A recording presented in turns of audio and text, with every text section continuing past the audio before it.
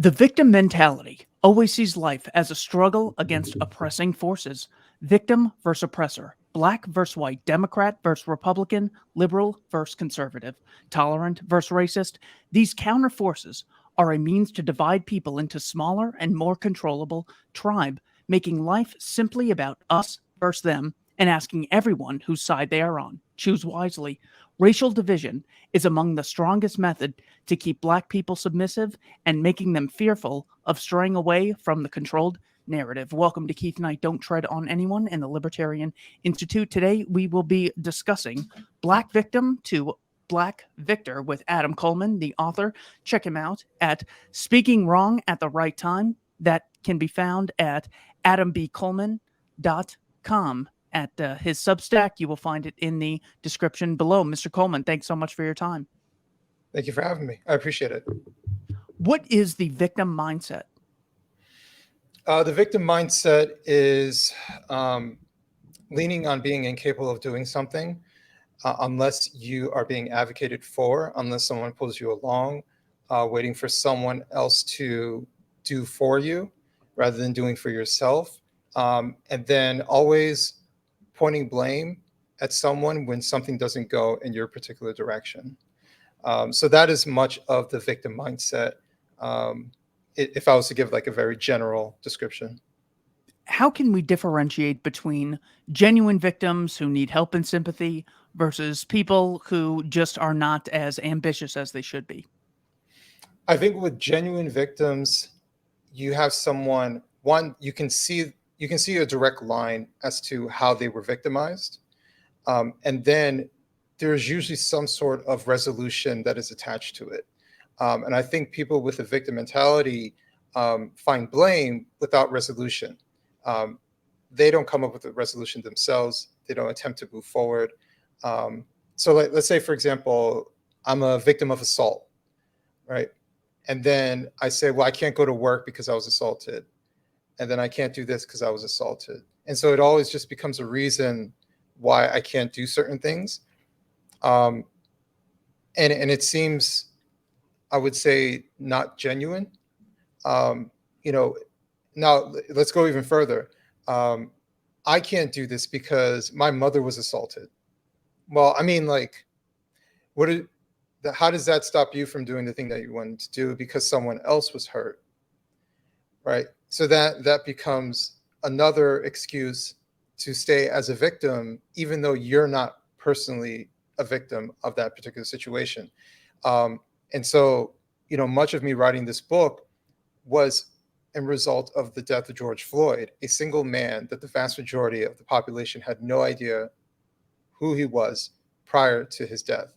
And suddenly people have a victim mindset about the world around them because of one situation about a man they didn't know that lived, probably thousands of miles from most people away from them. So I think that is something that we need to examine, why so many people were willing to lean on that one circumstance, that one unfortunate circumstance amongst many unfortunate circumstances that exist in the world.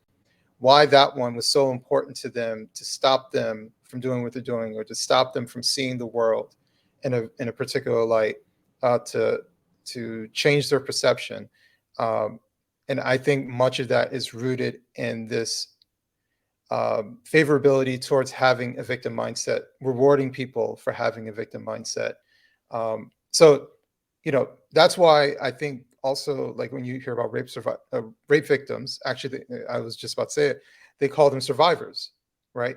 It's a different term to establish a different mindset, right? You did go through this, but now you survived that event, and now you're moving on with the rest of your life. Rather than saying a victim, it induces like a different way of seeing things. And I think by calling it something more positive, which is why I say victor, right? Yes, okay, let's say you were victimized, but now it's time for us to do that great thing, move forward in life in spite of these negative things that happen. What is the victor mindset? The victor mindset is much of that. Doing things in spite of your negative circumstance. I talk a little bit in the book about me growing up without my father and things like that, and me having a victim mindset. And there were areas in my life where I was stagnant in growth. But once I started becoming 100% accountable for my actions and started taking on a victor mindset, which is accountability, which is doing things in spite of challenges, which is when things fail, you say, okay, what could I have done better? So next time I can do better, right? Which is linked to accountability. When you start having that mindset, and just personally speaking, when I started having that mindset, my life started to grow exponentially. And if I didn't do those particular things, I wouldn't be sitting here talking to you. It would always be some sort of reason, some sort of excuse, some sort of fear to keep me from excelling in life, because I would be too worried. Actually, I talk a little bit on my Substack about depression and anxiety. Much of that is rooted in a victim mindset, right? Because you find fault within yourself. You find fault everywhere, uh, and you're never able to overcome that obstacle. It always becomes a reason why you can't do something. So I can't go here because I have social anxiety. I can't do this because I have this anxiety. I can't be around these types of people because I have depression, right? So it always becomes some sort of excuse as to why you can't do something. So whereas if you have a victor mindset, you say, okay, I'm uncomfortable with this situation, but I need to do it anyways, and I'm able to do it so I can get better at it. It's a completely different outlook. Can you give me some examples of how you first started embracing the victor mindset and what those hurdles were like and how you overcame them? Actually, this might sound a little bit weird, but like I did have, I didn't realize it, but I did have social anxiety. Um, I guess I didn't realize it because it was for so many years, you just kind of, you, I think what happens for a lot of people, you think your certain behaviors are just your personality rather than you're just carrying on uh, a trait that you haven't healed from or you haven't fixed within yourself.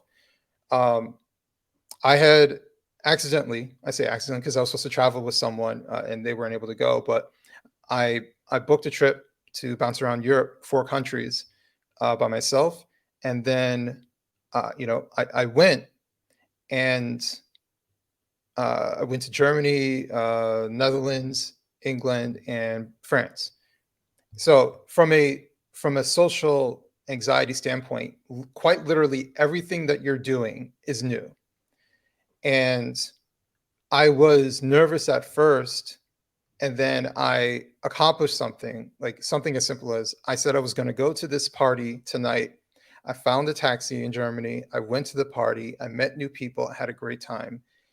And then by the time the 2 weeks were over, I came home. I felt different. I felt more relaxed. And it wasn't a like I just went on vacation kind of relaxed. It was that anxiety, that social anxiety, that always questioning myself, if I go here, if I do this, was completely gone. And I compare it to like throwing someone in the deep end to force them to learn how to swim. And I didn't realize I needed to learn how to swim. Um, and it was from that moment that I started using like traveling as a way to experience things that are different and uncomfortable, and just going through with it. And I think that has brought me success into this realm, where like going on television, I went into Fox News studios and they wanted me to like stand up next to the anchor in person with these cameras on live TV.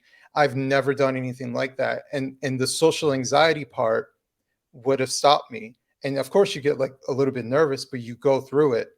And I think that that is something, if I didn't go through all those things before, I wouldn't be able to have the success I am having today. So it's about finding small, controllable hurdles, Yeah. just to really get yourself in. Because it's not like you started at the Fox News place; you started at this party in Germany. So that's what people can actually do today in their real lives: is find small hurdles in doing safe things that make them uncomfortable. Mhm. That aren't, that's not skydiving without a parachute or anything. You Exactly. said taking responsibility, and it has to have something to do with like a level of ambition and humility, I would think, just because you had mentioned, it was either you or Walter Williams who talks about how youth unemployment today is relatively high between blacks Mhm. and whites. But in 1948, when there was far more discrimination, there was much lower youth unemployment for both blacks and whites. So there really is something within both cultures. Mhm. I didn't look at Asian and Hispanic unemployment, but there is somewhat of a lack of ambition or a much more reliance on succeeding through the schooling system as opposed to the employment realm. When it comes to how do people start being ambitious, what are actual steps they can take? Because sometimes it just feels like you're lost. It's like, yeah, I want to succeed. I don't even know where to start. Do I go to a website? Do I just start Mm. knocking on doors and asking for jobs? Where do people actually begin when embracing responsibility and wanting to become ambitious? So I think ambition is one of those things either you have or you don't have. Now, if it's something that you want to do, like you are ambitious, but you don't know how to perform it, you don't know like which direction to head down, then that's something completely different, in my opinion. So, for example, I recently had a friend who wants to get into the IT field, and my background is in IT. So they ask me questions because I'm in the field, so they can understand like how how do I actually go about this? Where do I actually go? For me, being a I would say like a new writer and writing for different publications, my job is to ask people questions. Like I'm friends with my editors now, and so I ask from an editor standpoint, like what's the thing that bothers you when you get from writers? What is the thing that you're looking for? How can I be better as a writer? But I'm asking these questions because I want to understand the realm that I'm getting into. Even though I'm theoretically already in it, but how can I be better at the role that I'm in? Um, and I think if there was more access, like actually, one thing I'll say is from having friends in Europe, one of the things that they seem to have a little bit more of out there is programs where like apprenticeship programs. Um, like we kind of have apprenticeships here, but it's very, very few and far between. But they have apprenticeship programs in all different types of fields. So if someone's like, I'm thinking about getting into nursing, boom, they can just jump into an apprenticeship program at some place and they can just be there and see what it's like. And they're like, you know what? I don't actually want to do this. And so they don't waste 4 years in college to come out and do something that they didn't actually want to do. So I think because we have the information, we're in the information age. We have technology, we have forums, we have LinkedIn, we have all these different platforms where even if you don't want to talk directly to people, people offer information all over the place. Um, and my belief is that if you want to learn how to become successful in life, talk to successful people. And I kid you not, uh, my old job, my CEO is a millionaire, and he wasn't like born as a millionaire. He worked himself up, and he's quite literally the guy who can do everything at the company, right? So he knows the ins and outs, and he earned his fortune to do the things that he's doing today. And he'll close the door and sit down and tell you everything. There are so many successful people who are like that. They're like, listen, here's what you got to do. Here's what worked for me. Here's how you approach this. Here, talk to this person. And I think we assume that successful people in different industries don't want to offer information. Where I found the opposite. I find that most people are willing to actually have a discussion with you, and they're relieved, like, thank you for asking my opinion on this thing, because no one no one asked me anything. So I've tried to actually do the same thing for myself. I found some success, and I offer to help other people. That's what we're trying to do with Wrong Speak. We're trying to help offer a platform to uplift people and to give them an opportunity, because they're quite literally the person who has a Substack with 5 followers and they don't know how to go about this. And then here they have a writer who writes for the Post and other publications. How do you do this? How can I get connected with these people? You know, so I think bridging, um, finding a way to bridge to success for other people I think is extremely important once you become successful. And I think a lot of people who do find even just a small amount of success are willing to offer advice along the way. You just have to be willing to ask. The book is Black Victim to Black Victor. My guest is Adam Coleman. One of the things that I realized really quick is the amount of humility that you have to have when you start getting into things.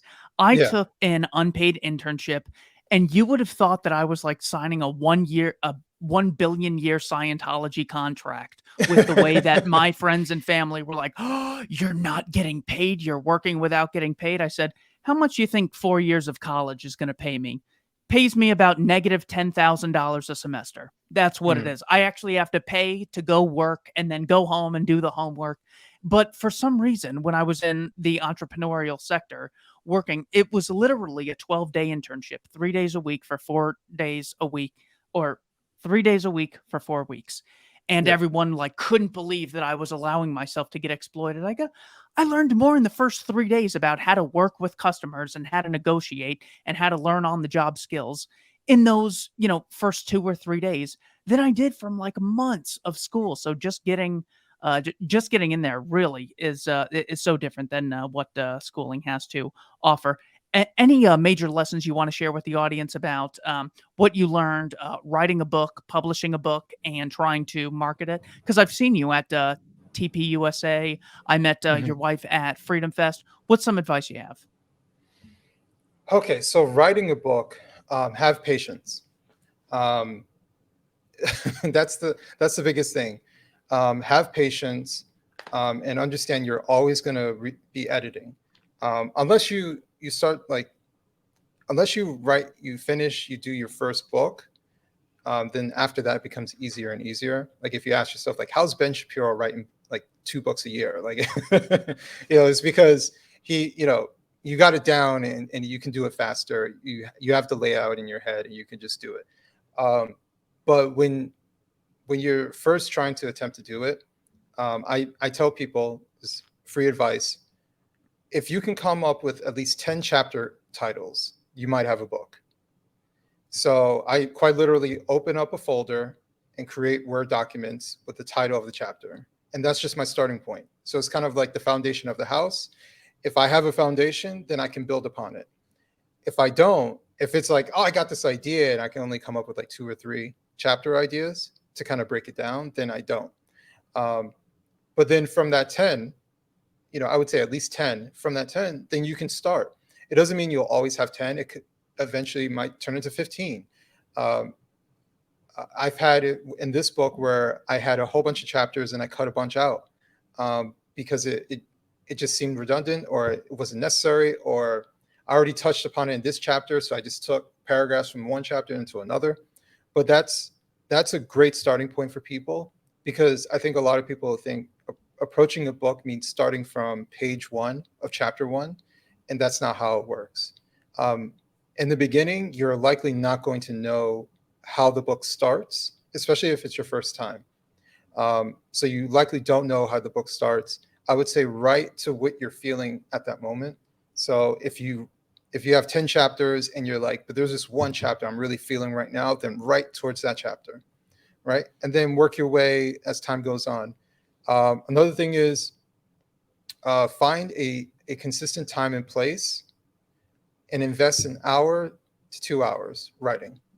And I would say if you can do that 4 days a week, then before you know it, you'll be really streaming through the book. Quite literally with this book, that's all I did. I invested about an hour to an hour and a half. I actually wrote like 90% of the book while I was at work. But I started work at 6 in the morning. Generally, there was nothing going on until 7:30, 8 o'clock. So I boom, sat down, started writing, and then started working. Um, and I was able to finish the book in 9 months. And that includes the editing part. And I had to go back and revise certain things because my writing style was getting better. It sounded a little bit different. I knew exactly what I wanted to sound like. But this was my first time writing. Um, so I think 9 months is incredibly good for the first attempt. And I think that with practice, and if you're someone who writes often, it might be faster, it might be easier. So, yeah, I would say start off with chapter titles, be consistent on time and place so that you're comfortable. Write to the chapter that speaks to you at that moment. If you don't have anything that's really speaking to you, then just go back and read and edit. And then maybe tomorrow you have something you're like, oh, I really want to do this. I used to actually, the great part about writing this book was during 2020 and the riots, and something new was happening that was like racially motivated.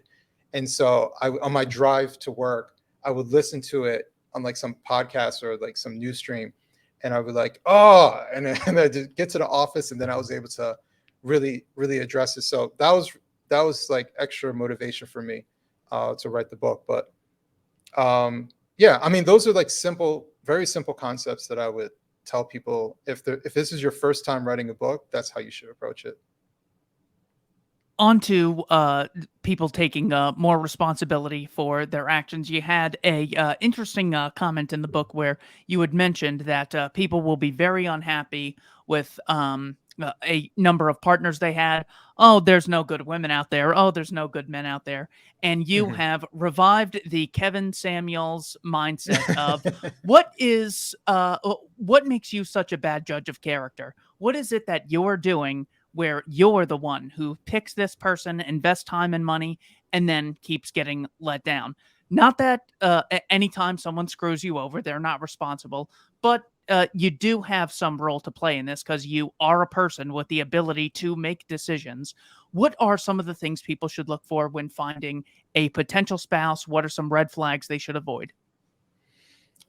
So of course I'm speaking from a perspective as a guy dating women and now being married for 2 years now.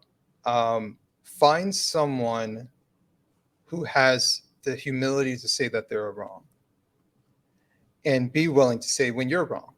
It doesn't work if you say you're wrong and that person is completely incapable of it. It just does not work. I've been in that situation, and it is quite painful because you don't feel like you can move forward. And then what ends up happening is you end up apologizing for their stuff. And the whole point is that you apologize so everybody can move forward and not lean on it. But it leaves you in this point where you're just like, I just want to keep the peace. And so I'll take on your nonsense and I'll apologize for you. But that's not healthy and that's not good. And it doesn't resolve anything. People ask me like, how did you know you wanted to marry your wife? And I told them that it's because she apologized for stuff that she did wrong, and how we got into an argument. So in the worst of times, that's how you know if you can survive with someone, if you can live with someone. Not in the best of times. Everybody has the best of times. In the very beginning, it's roses and everything's good. You have wild sex, all that stuff. But in the moments that are tough, because there's going to be tough moments in your life, how does that person respond? And there were times with previous partners, and in the tough times, they responded horribly, and I overlooked it because of the good times. I overlooked that they didn't apologize, overlooked that they overreacted to certain things. Whereas with my wife, if we have a disagreement, she says what she wants to say, I stay quiet. And then I say what I want to say, she stays quiet. And then we both apologize for our part of the issue. And then we like move forward. And then we don't talk about it because there's nothing else to talk about. Especially with me, I'm very low key. I'm very low drama. Like, I don't want anything bubbling on the surface or anything like that, or bubbling below the surface. So like, I just want to address it. I want to address the elephant in the room and talk about it, so I can like be at ease and just move forward. I just want peace. I think most guys are like that. We just want peace. So I would say that I would focus on that, because listen, everybody, women with personality disorders can show themselves to be absolutely wonderful, life of the party, everything is great. But in those moments that things aren't going the way that they want, that aren't good, that's when you really see the gap between the high and the low. The gap between the high and the low should be relatively close to each other. Whereas if it's such a wild swing, like this person is absolutely wonderful, and then when things don't go well, they want to murder you. Like, that's not good. That's not good at all. So Um, I would say that's a really big component. Um, I would say, especially for women, have your have your either your father, brother, family member, have them meet the person that you're dating, because guys can sniff out BS from other men. Um, and when you're like, oh, this person's wonderful and amazing, and then the guy meets them and just asks them a few basic questions, and it's like, oh yeah, this guy's a con artist. Oh yeah, this guy's a player. He's full of it. Then you listen to what they have to say and you take that into account before you start really getting invested in that person. I just don't think that there's enough of that happening between both sexes, having their family meet this person. And sometimes we encourage people to move forward, and despite like I've heard people say like, my family hates him, and I'm like, isn't that kind of a red flag? Like, your family has known you your entire life.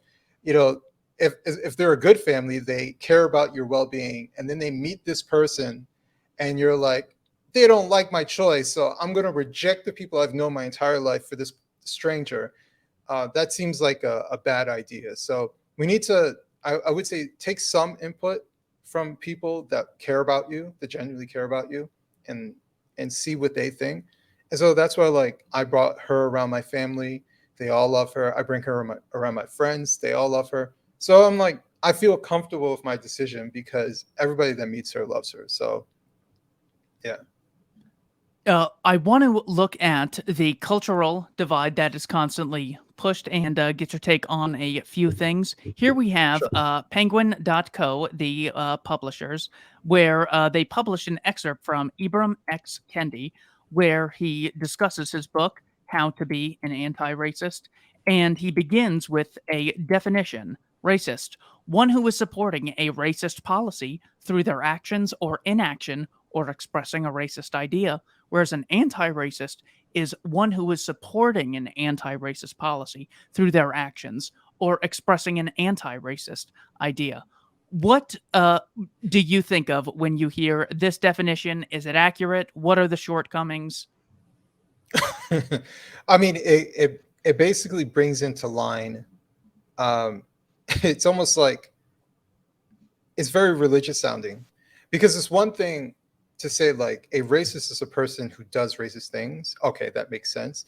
But they're saying inaction too. So like, just by you doing nothing means that you are racist. And I'm like, that's a weird concept. Like, we wouldn't label someone simply by the inaction of something that they're doing, or not they're not doing. Like, so to me, I think this is much of like religious dogma. That's what it sounds like to me. Um, Either you're with us or you're against us. So are you an anti-racist? Because you have to do something to become an anti-racist. You can't sit on the sidelines and say, I'm not doing racist things. No, no, no, that's not good enough. You, by doing nothing, you support racist policies, right? You have to become an anti-racist. You have to start doing things. And that's not the standard that racism was or has been. And this is a way to bring people into the fold, um, either by labeling them something simply for not doing something. Um, so that's why I think this is like leftist wordplay, uh, to try to convince people or pressure people into becoming something, becoming more racially aware, becoming anti-racist, to come onto their side. But I think it's funny, to be honest with you. Uh, It's funny when you hear it, but it's sad when you see an audience applause and you're like, "Wait, they just fell for that whole thing?" yeah, quite literally. But you know what? I will say this: an audience that would sit there and applause, I think, was like primed and ready for it. Um, Try and bring that to middle America. Try to bring that to like regular people who aren't sitting in academia, who thinks that any person standing at a podium is spitting facts and truth and is telling you the new thing that you all have been unaware of, and this is the new outlet and the new outlook in life. Tell that to like regular people who work 9 to 5, who deal with people of all different skin colors and all different backgrounds, and they're like, So wait a second. So by me doing nothing means that I am something? That's bullshit. Well, You it's so know? wild because you can see had mentioned the George Floyd death, and it never occurred to me when a few years earlier I saw the death of Tony Timpa, which was caught on police body camera. Police were had their knee on his back for about 14 minutes. He's screaming, "Please help me! You're going to kill me!" They end up killing him. And it Mhm. never occurred to me to say anyone who isn't speaking out of this is part of the problem, because there's so many problems in the world. You don't speak out about Haitian poverty, you don't care about Haitian poverty, you're part of the Haitian problem. Mike, Yeah. everything is so exhausting and just impossible. Do you have a general theory as to why the media is so selective in what they choose to report on? What is the overall agenda? Or is it just they just want the clicks? The George Floyd story got him more clicks, the Tony Timpa one, or the killing of Ashley Babbitt on January 6th, unarmed woman, that wouldn't have gotten him the clicks. What's your overall idea on that? I think clicks is definitely part of it. I think that our media has been ideologically captured. Um, my friend Batia, she wrote the book Bad News, and she talks about how the field of journalism used to be a working class profession, and all of a sudden started to become an area for the upper class, an area for the elite.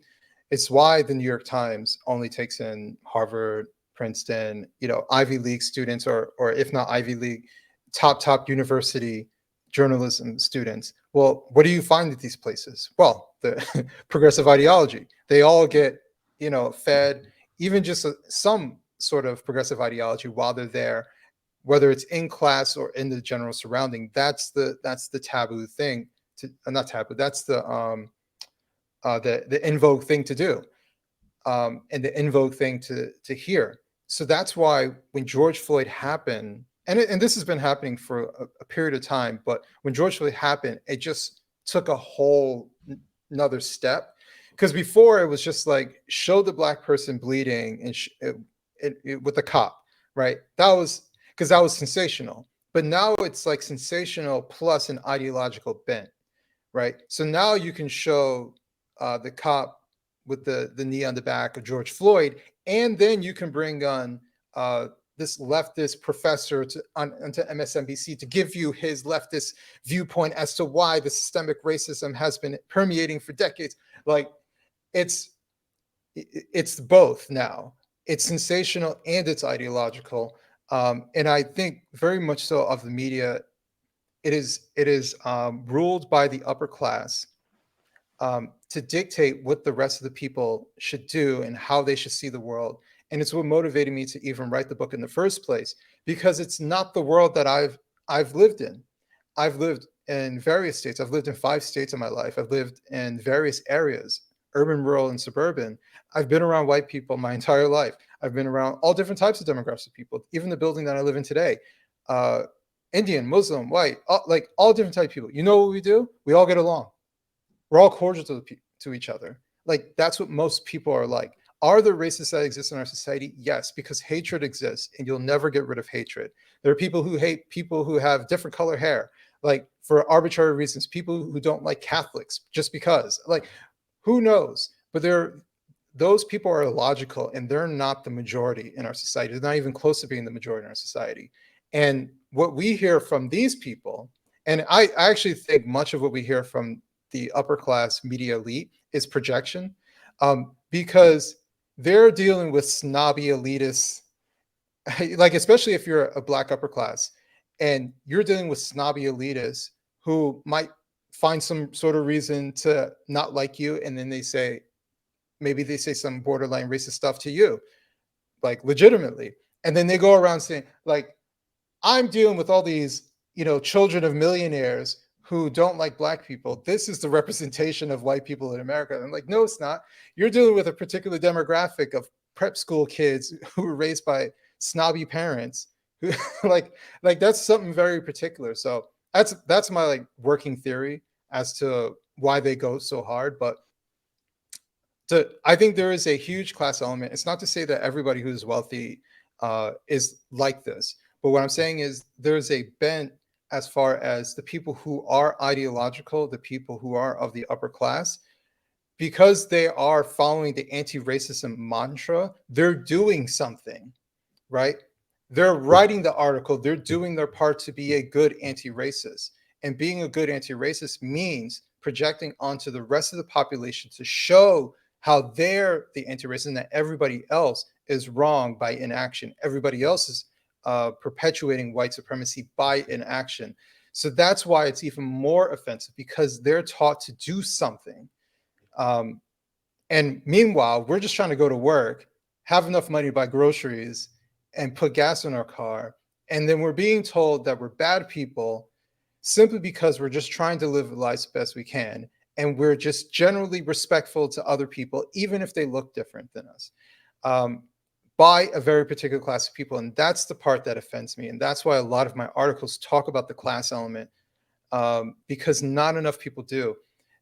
The black upper class progressives, the Ibram X. Kendis, are just as bad as the white upper class progressives who are elitists as well. They all have the same viewpoint. They all act the same, and they're just as condescending and elitist as any other color, right? So this is a mindset thing, much as what I was talking about, Black Victim, Black Victor. It's really a mindset thing. And we have snooty, condescending, unlikable, upper class, elitist Black people and white people in our society, and they all want to tell us what to do. Shots at Michael Eric Dyson and Robin DiAngelo. What a Yes. great answer. So, how can we verify this theory? America is a white supremacist society. How can we falsify and see whether or not such a thing is true? Because I would have certainly agreed it took a lot of courage to be an anti racist in 1823, 1923. In 2023, I think it takes no courage at all, and it's so cheap, and that's why so many people easily embrace it and say it with so much pride, because it just there's basically no risk. No one's going to lose their job because you're wearing a Kendi t-shirt or something. How could we verify whether or not a person or group is racist? Well, for one, I think people need to go outside.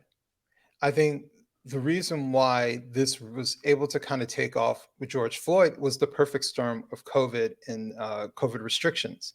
So there was no entertainment, there was no sports, there was no barely any media. The movies stopped happening. Like there was nothing but television, and television was basically reruns of something or politics. Even sports news channels turned into politics. As a avid sports fan, so everything became politics, and it was just a perfect storm of George Floyd happening, and then everybody talking about these things and everybody getting propped up because of it. But the reality is that we weren't encouraged to go outside. You know, we were encouraged to sit here and hyper focus on a screen that's telling us we're bad people, and that's why George Floyd died. And it's our fault too as a society, and this and this and that. And then I'm just like, go outside. Go outside and meet people. That's why I read stuff on Twitter. I'm like, you guys are absolutely idiotic. Do you have a job? Do you have a job where you work with different people? Do people act like this at your job? Likely not. Like, do the people, are your family members like this? Likely not. Like, go outside and actually talk to people and see what people are like. Are there assholes in the world? Yes. Right? Assholes exist in all colors. I've met them. Right? So, but for the majority of people, they're fine. Like, they don't care enough about you to hate you.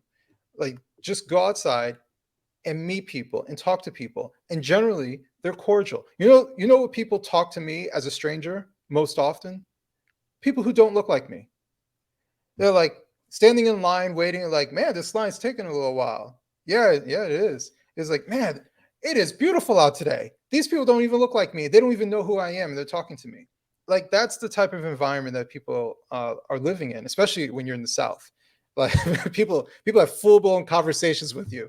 In the Northeast, not so much. You might get, that's the most you'll get, is talking about the weather or complaining about service. But I just think that has been a much bigger problem, is that everything has been so polarized because people are unwilling to meet people in real life. And so they go on places like Twitter, they go and read from professors who live in an academic bubble and all they do is confirm each other's biases. Like, I just think that more people need to have conversations with people in real life. Get off. I'm sorry, we're on a podcast, so like, get off the YouTube and get off this.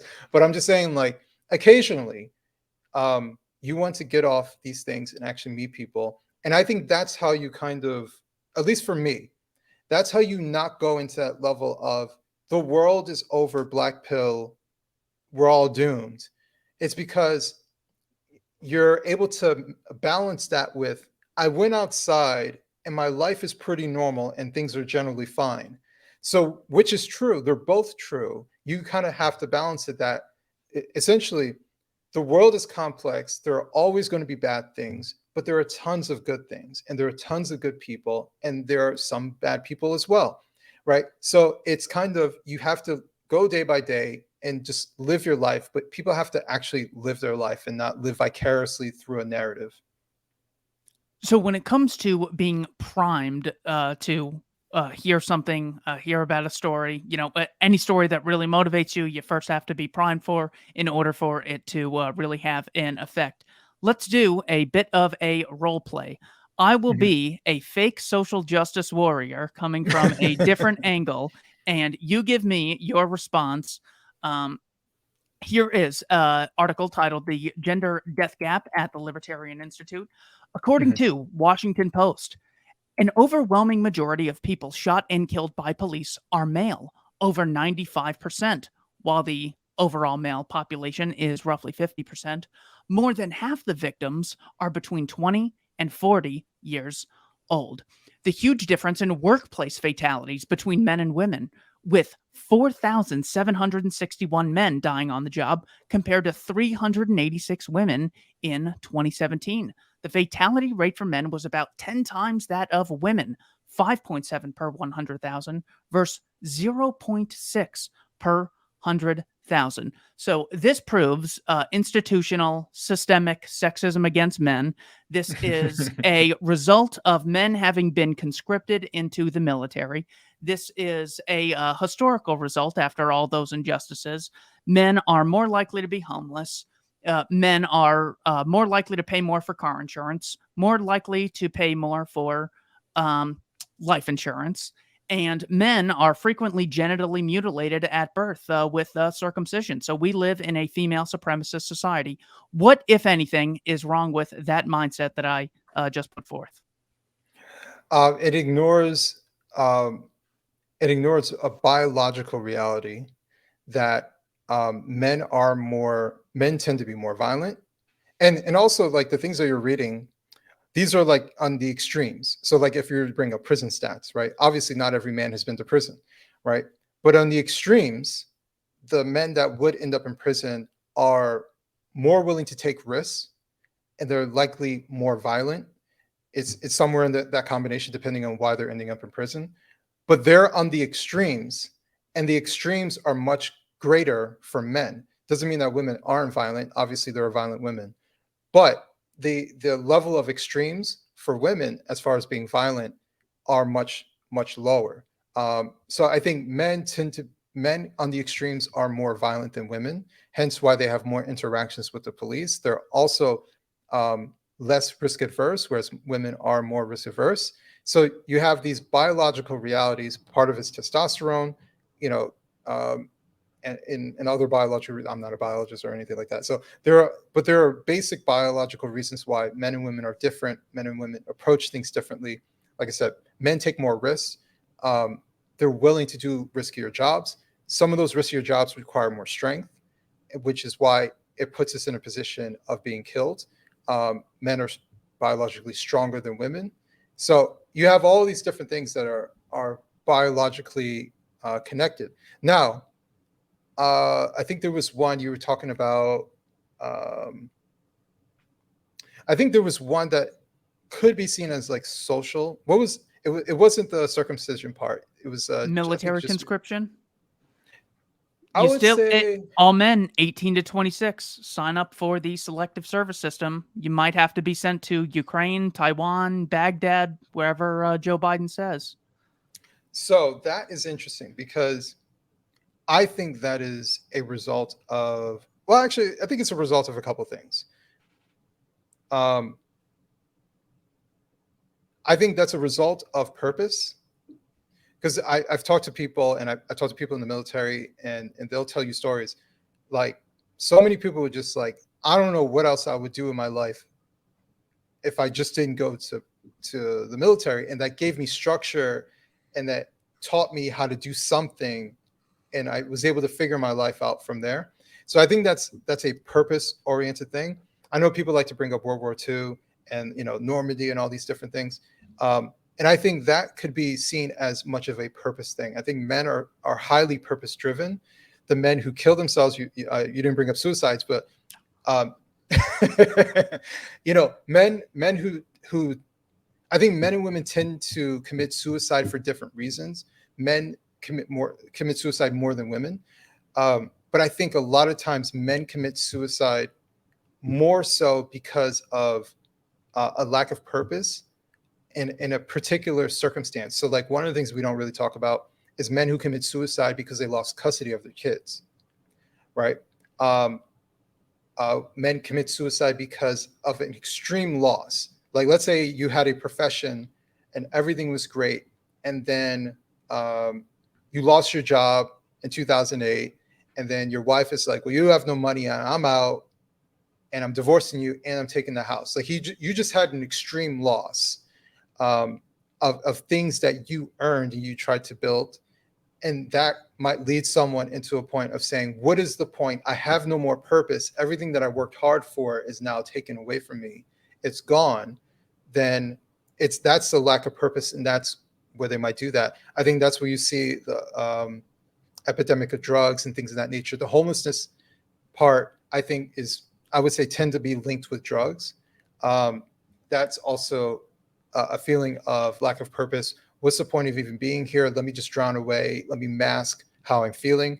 And I think some of it might be due to abuse as well. A lot of people mask their childhood trauma with that. You could have also brought up men being raped and sexually abused as when they were children are less reported. So there's a whole bunch of different ways you could have gone there in the male social justice way. And the reason that I bring this up is because if I just looked around at the result and I saw men are 95% of those killed by police, well, then I'm just a male victim. I'm part of the victim group. Men are just victims for no reason, were disproportionately affected, which is why I appreciated you open the book on page 2 with saying FBI statistics from 2019 show that the 6% black male demographic account for about 51% of the murder arrests, 52% of robbery arrests, and 26% of rape arrests. So when we look at these disparities between groups, the immediate response you get, historical racism and poverty as a result of that racism leading to criminality. What is your response to that? I would say, and I think I put this in the book, all right, so actually I'm going to answer that question and add in another piece, because race crime statistics are considered controversial, and I understand why. And that's why I wanted to do it in the right way. Because racists will try to say this is something that's immutable, right? This is a black thing and they're just violent. And that's not what I'm trying to say. I believe in the book, I talked about how in the I think it was the 1940s, I could be wrong. I remember looking it up, but in the 1940s, the percentage of inmates compared from a racial demographic standpoint was proportionate to the population, right? So it wasn't 50% of, I think today it's somewhere in the 40% range of inmates are black. It was about 13%. It was much lower. It was proportionate to the population. Now, this is a country with systemic racism. Like, you could actually make that argument. You had Jim Crow laws. You had all these different things. You had a negative social outlook for many people as far as Black Americans go. So you actually had that environment where these things could exist, and yet imprisonment wasn't at the level that it is today. And so the only thing that I can come to some sort of conclusion is that it was a change culturally, but it was a change culturally as far as family goes. And so when I look at the men on the extremes who are ending up in prison, who are becoming more violent, as a father, one of the things you learn is how to teach your son how to control his emotions. And what I've because I'm just like, I watch people and I see how violent people act. They have no control over their emotions, right? It's not this person punched me and so then I become violent. That's a response, and that seems like an adequate response. These are people where a small slight action results in a very overt violent reaction. It is a disregard for other people. It's these particular things. These are concepts, and these are things that you're supposed to train your son to do. Some require more training than others, but this is something that I trained my son how to deal with. I taught him how to be in control of his emotions, to respond to things, to understand he needs to control how he responds to certain things, and that certain responses are bad responses. That's when they're small and they hit some kid, it doesn't make a whole lot of damage. But that's the moment you teach them, don't do that. And here's why you do that, and you receive punishment for that. But imagine if a kid grows up in a broken home and they grew up in foster care, no one cares about them, right? And then they get hurt, they're abused, and now they really don't know how to control their emotions. And so I think much of jail is just seeing an environment filled with adults who had experienced some sort of childhood trauma, whether it be neglect, physical abuse, or sexual abuse, and it manifests into them becoming the rejects of society. And they don't know how to fit in because no one ever taught them how to fit in. And I think it's a very unfortunate thing, but that's what happens when you remove fathers from the home. That's what happens when you remove the importance of fathers and replace being a father means economic earner, and that's it. Okay, the women earn their own money. Fathers are no longer needed. They're just optional. That is a highly, highly detrimental viewpoint for anybody to have, not just Black Americans. And the one thing I will say in the book, I try to bring it back to childhood trauma is an American issue that we can all kind of unite over. It sounds weird that we can unite over childhood trauma, but what I'm saying is, if we play with statistics a little bit, we talk about like 60% of children grow up in a single parent home who are Black. But I believe for white Americans, it's about a quarter. Well, overwhelmingly, there's way more white Americans than there are Black Americans. So that tells me that there's way more white people who are growing up in broken homes than Black people. Yet the narrative is reversed. And I think what happens is, and I've seen this just anecdotally, when I talk about fatherlessness, majority of the people who reach out to me do not look like me. They say, that was my story. I went through that. They do not look like me. They are majority white Americans who are going through this. And their pain and their situation is not being reflected in the greater narrative. And so they're either never encouraged to get help, they're not acknowledged as far as like they're actually experiencing pain. Middle America is experiencing pain because family dysfunction exists there too. But the focus is always on us, and it needs to be on all Americans because this is an American problem. We're number one in the world when it comes to children growing up in separate homes. Nearly a quarter of children grow up in separate homes in all demographics in America. And that is the greatest problem that we're facing. Yeah, I think I heard the statistic that overall in America, it's like 1 in 4 Americans Yeah. grow up in a broken home. In South Korea, it's like 1 in 72. I mean, just Uh, hearing about the wild disparity, as if it's nothing just built into the human race or anything. The year you use in the book is in 1930, 65 years after the abolition of slavery, a time when Jim Crow laws were fully in effect and the KKK was not only running rampant on the streets, but also in public office. 22% of the state and federal prison population were Black, 78% were white. 40 years later, in 1970, post Jim Crow, it rose to 39% Black imprisonment. How do you explain less imprisonment during a time of legalized oppression in half of the country? Does racism put a gun to a Black person's hand and have them pull the trigger? This sort of Yeah. embracing responsibility, I think, is so vitally important, because you could also just use the examples of the male disparate impacts that I mentioned earlier, and say men aren't really responsible until systemic sexism against them. And when it comes to the three explanations for disparities, because we do see disparities between whites, Asians, Jews, blacks, Hispanics, Americans, the Chinese, the Russians, we have three approaches generally: critical theory, disparities are the result of discrimination, like Abraham X. Kendi; Mhm. biological explanations, God made the races different, or the races evolved in different climates; and then there's culturalism by Thomas Sowell and Wilfred Riley, saying that different groups have embraced different cultures. Right. What can we learn from the culturalism aspect, and how do you change a culture that's broken? Uh, all right. So, how do you change a culture that's broken? It's much like how you change anything. You have to acknowledge that it's broken, right? So, you have to acknowledge that this is not working. And sometimes, and I say this to my friend all the time, sometimes you have to let it fail. We talk about politics as well, like, because they're a Republican, they're like, the Republican Party's not doing this. And I'm like, sit back and let it fail. And so she's kind of come to the conclusion like, there's nothing I could do. I'm just going to let it fail. So I think it's much the same thing with culture. Sometimes you have to sit back and let it fail, because that's when you're able to pick up the pieces and rebuild from it. Because clearly, what ends up happening is those people become dissenting voices. Like someone like myself will become a dissenting voice. And the dissenters are never seen as popular figures, right? Because they're telling the majority of the people that they're wrong, and and pointing out their flaws. And people don't like that, especially if you're in group, right? Which racially I am in group, and I'm saying there's flaws here, and we could do better in different directions. And most people don't like that. No, and this isn't just racially. This is anything. This is anything. There's a psychological reason for this.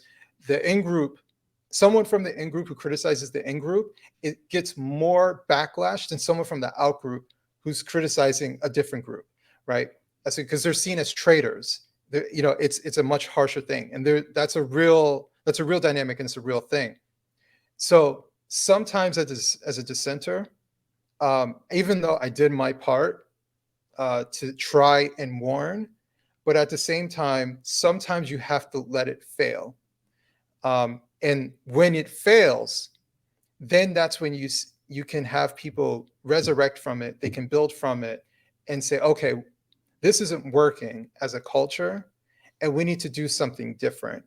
And then that's when, and I'm sure we've seen this all different types of times.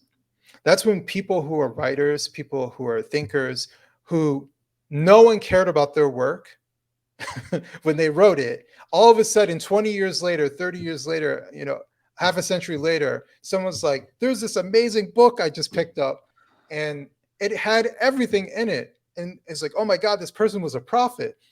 And then that's when the message can be utilized. So I'm not trying to be grandiose about my book or anything like that. I think I am a common sense person who wrote something very common sense, and in a time when it felt like no one was speaking common sense. And this is something that could be read today, 10 years from now, 50 years from now, and maybe it could be some sort of cult classic where someone was like, oh my god, someone was speaking common sense in a time when everybody was acting nutty as shit. Right? So I'm not trying to project myself as being the smartest person in the world. I'm just using common sense when everybody's afraid to speak common sense. And I think that is something that could be just enough where someone's like, you know what? I need to think differently. Like there's actually someone, and it's very weird to, just so you understand my perspective. When I wrote my book, I didn't know what would happen. Like I just wanted to write a book. I didn't know if 10 people were going to buy it, 100,000 people. I have no idea. But I just wanted to do something to express myself and hopefully help somebody in the process. There's someone from Minnesota. He's a black male who got my book and reached out to me and said, "Your book changed my life." He said that multiple times. "Your book changed my life." And it's like, if I didn't do something, if I just sat in my desk and just looked at the news, and I just didn't do something, I wouldn't have been able to help somebody. And subsequently, I've been able to help other people, and make connections with people and try to help them. So I think that we're kind of veering from the original question, like, how do you change culture? I think you change culture by doing something, right? There are going to be points of failure, and sometimes you got to let it fail. But I think people should still do something.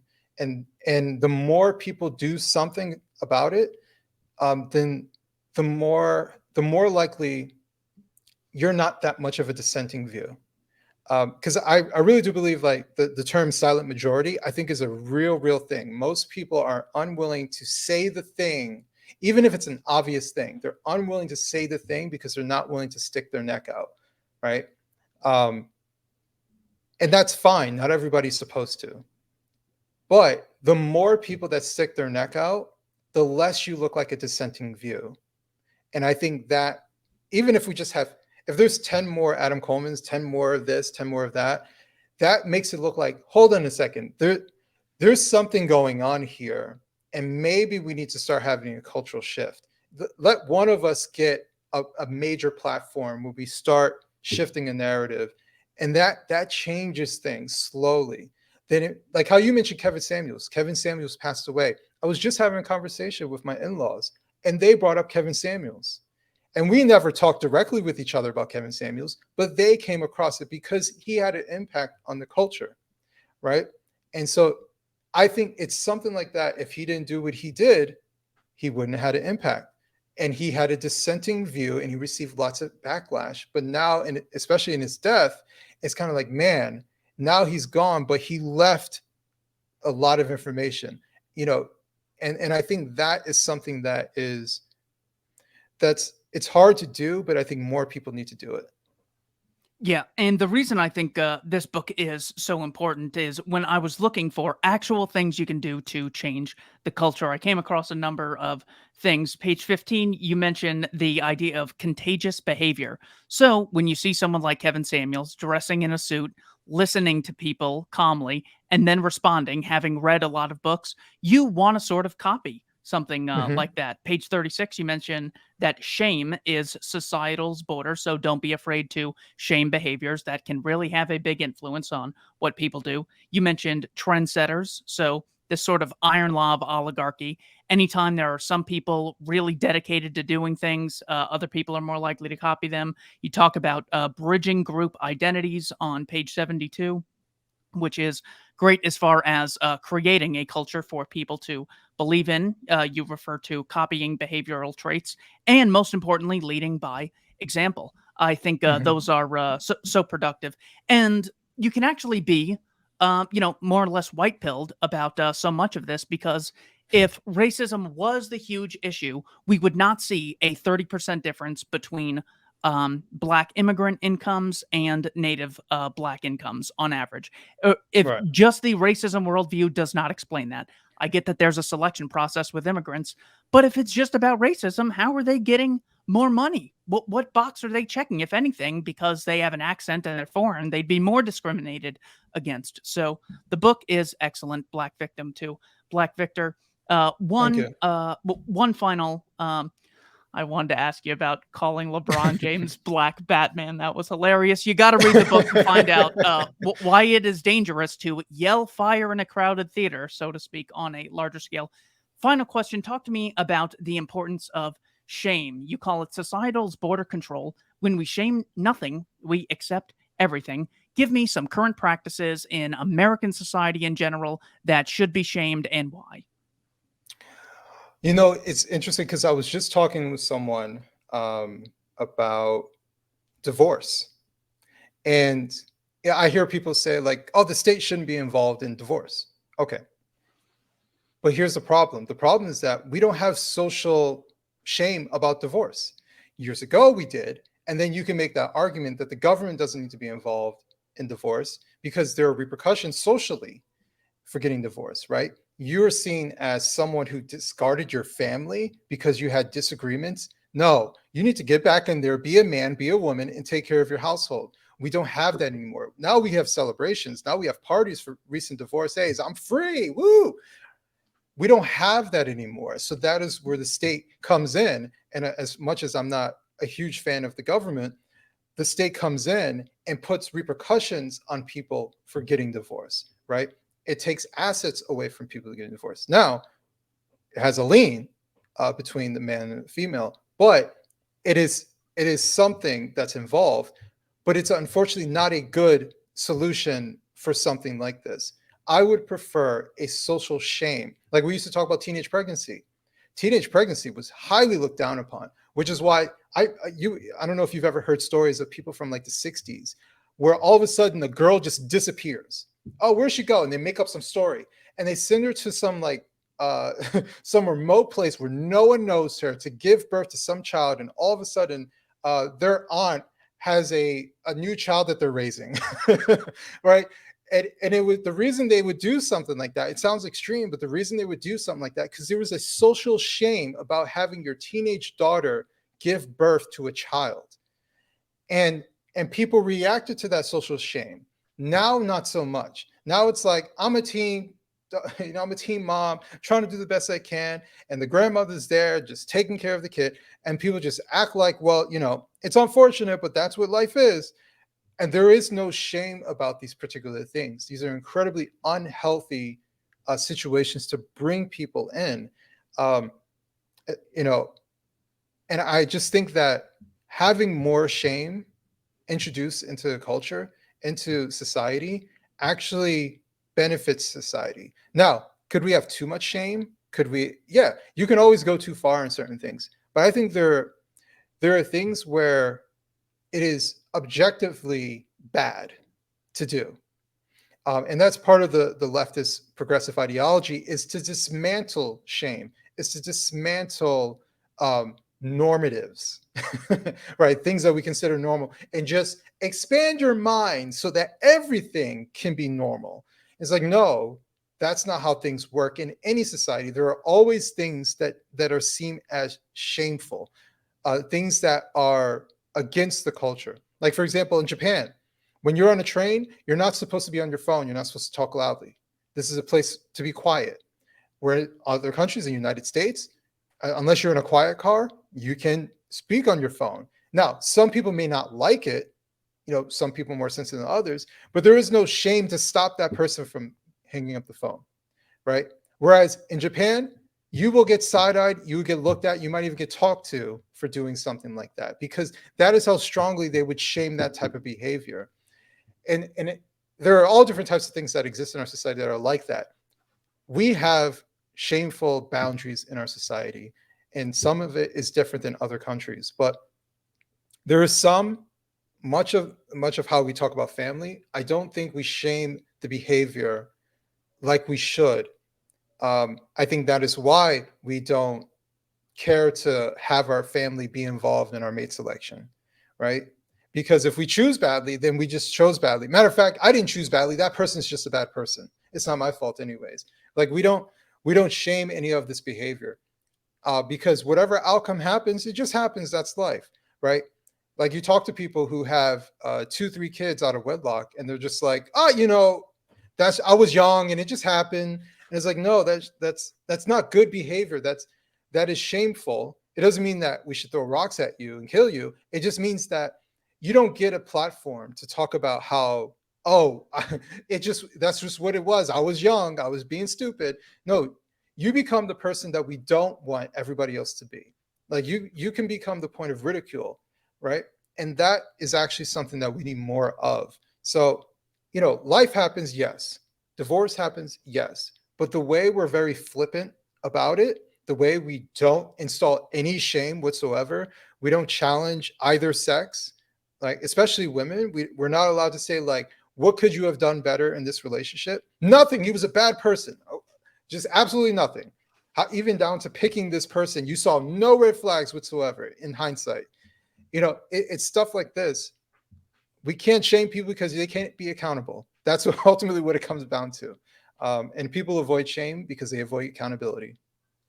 I can hear Kevin Samuels right now. This woman calls in and she goes, well, we had 3 kids and he was horrible. And well, he's in jail now, so he's not paying, child support. Well, because he was so abusive. And he looks at her and says, 20 million black gentlemen in America, and you pick Ike Turner. Bye.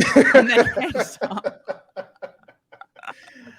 Actually, my favorite is when it's like, I had 3 kids with this terrible person, and then he asks, after which kid did you realize he was a terrible person? And I think that's a fair question, because either she's lying and is just upset because of the outcome, or she's idiotic and created another life with a terrible human being. Hence, she has terrible choices in her life. So, I mean, I think that is a fair question to ask someone. Why are you procreating with a terrible human being? Either you're lying or you're just a terrible picker for mate selection. And that is a fair question to ask anybody. Take mate selection out of it.